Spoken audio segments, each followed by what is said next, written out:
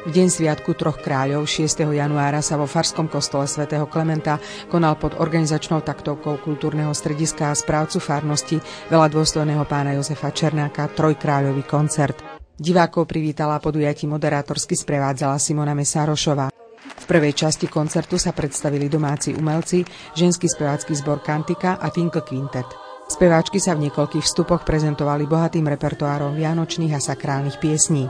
Umelci z Tinkl Quintetu sviatočnú atmosféru dotvorili slávnostnými inštrumentálnymi skladbami, za čo ich diváci odmenili dlhotrvajúcim potleskom. V druhej časti koncertu sa s uceleným blokom predstavili členovia dýchového súboru 11 z Ivánky pri Dunaji.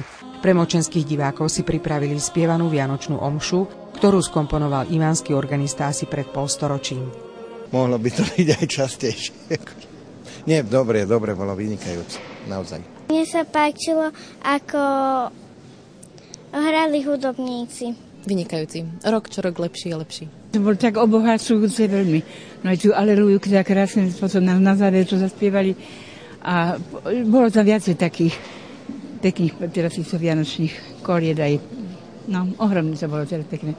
Koncert a jeho sviatočnú atmosféru si medzi divákmi vychutnali aj duchovní našej farnosti, dôstojní páni Jozef Černák a Ján Vician. Bol vynikajúci a naplnil nás nielen po tej duchovnej stránke, ale aj po tej telesnej, že nám to okrialo na srdci a tešíme sa z toho, že sme mohli aj tento rok prežiť takto v našom chráme, tento sviatok zjavenia Pána Troch kráľov. Domáci umelci účinkujú v tomto tradičnom podujatí každoročne. Vždy si pre návštevníkov podujatia pripravujú zaujímavý repertoár tak, aby zaznelo čo najviac skladieb z bohatej vianočnej ponuky. Vysoko hodnotím Tinkl Quartet, pretože pripravil si veľmi pekný repertoár, nový repertoár a aj vyvážený zvukovo do tohto chrámu. Ženy vlastne spievali klasický a cappella, je to náročnejšie spievanie, ale zase počuť, ako tá hudba ladí, takže to mi vyhovuje, takýto druh koncertu, že ľudia počujú vianočné piesne v tom najkrajšom prevedení. Na tento koncert sme sa pripravovali poctivo, lebo sme zaradili úplne zbrusunové skladby. Myslím si, že to dopadlo veľmi dobre. Aj obecenstvo to ohodnotilo pekným potleskom.